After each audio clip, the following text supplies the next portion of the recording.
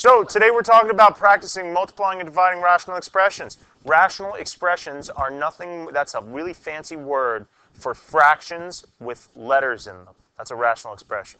Here's what we're doing, guys. When we multiply two rational expressions, are we KCFing? No! No! We are not. So here's what you do. When you multiply two rational expressions, the first thing you do is starts with it starts with an F. It's a terrible word in math. Factor. Factor. We're going to factor it up. Yeah. Okay. Here we go. Okay. Here's what we're going to do, right? We're going to factor. Take that top one. Take that top one. What's the GCF? That's what you're always looking for first. What's the greatest common factor at the top? X. Right? And when you divide X out of that top, when you divide X out of the top, what are you left over with? X minus 1. Right? Take a look. Take a look at that top, right? Take a look at this thing over here, this binomial as we say it. The GCF of that binomial is X, and you factor it out, you get X minus 1. Now let's do the bottom. What do we have to do? We got to find the GCF. What do they have in common? 2. Very nice, guys. Okay. And if you pull 2 out, what are you left over with? No. No. Thank you. You should always guess with something that's in the problem. At least if you're guessing, guess with something that you know is going to cancel. Okay. Yeah. After we factor, guess what we're going to do next? We're going to cross cancel. Not cross multiply. Cross cancel. Check it out. Check it out. Those all cancel away. Those all cancel away, and look what we're left with. And that's our answer.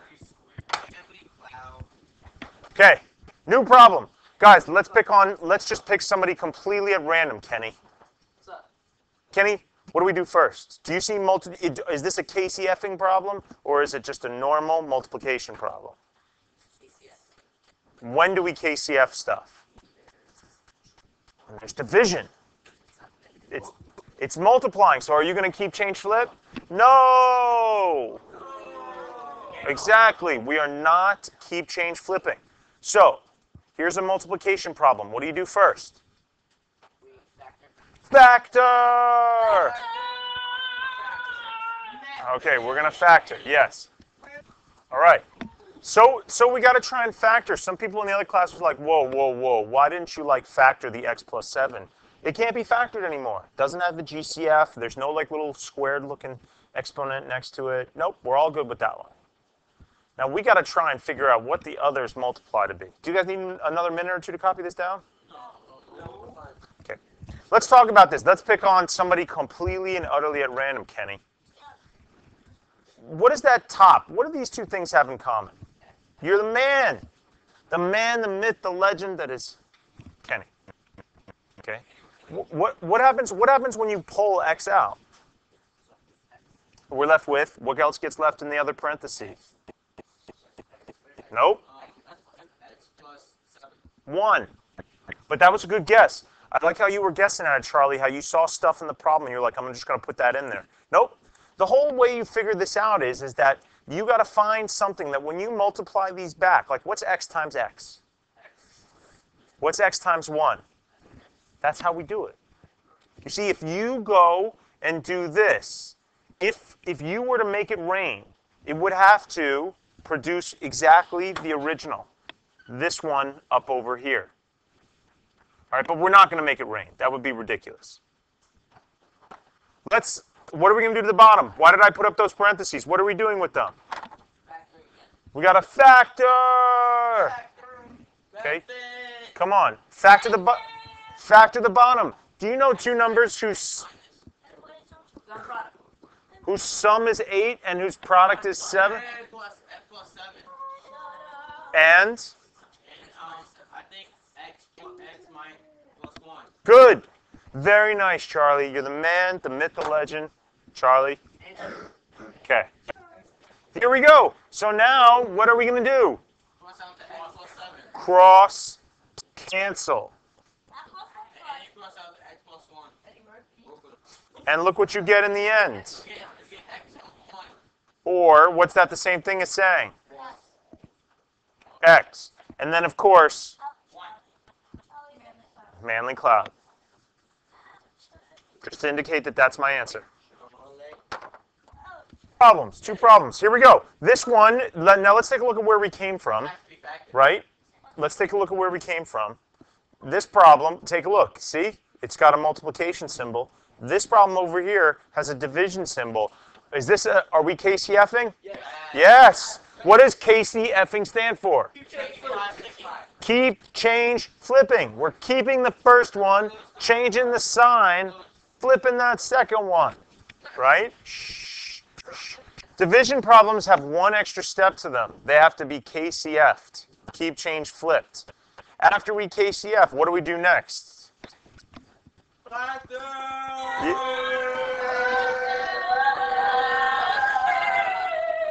All right, yes. Yes, I agree. We have to factor. Let's pick somebody completely and utterly at random, Devon.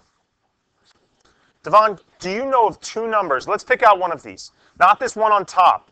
Not this one over here. We're going to use this one. Devon, can you think of two numbers that multiply to be 3 but add to be 4?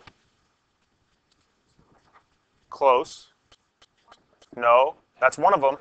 1 and 3. Excellent job, buddy. Excellent job. So that's going to be x plus 3 and x plus 1 because 1 times 3 is 3 and 1 plus 3 is 4.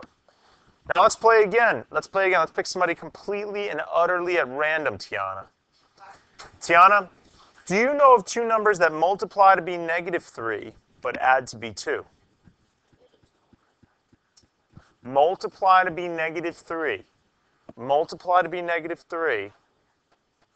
Multiply to be -3 but add to be 2. Maybe there's a key. Maybe there's... Oh, -1 times 3? Yes! -1 times 3. So we got x plus 3 and x minus 1. Now, that's awesome. You guys did so good at that. Now the last one. Let me give you a hint. This last one over here is a dot problem. It's a dot problem. In other words, it's a difference of two squares. Remember that one? There's a pattern.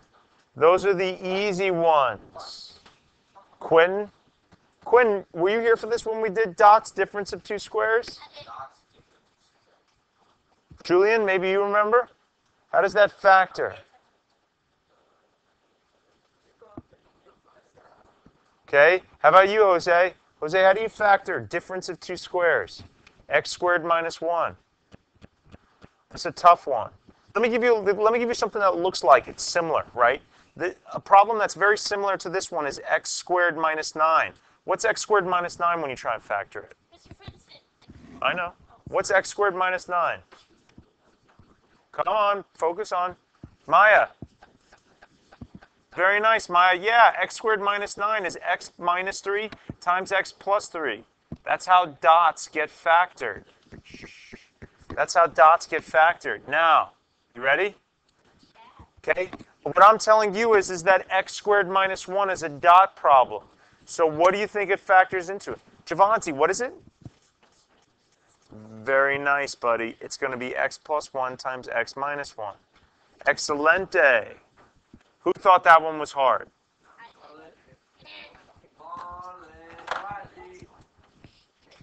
That one was definitely hard. Oh. Here we go. Now, after we get done factoring, what do? Kenny. Charlie, what do we get done? What do we do after we get done factoring? Cross cancel.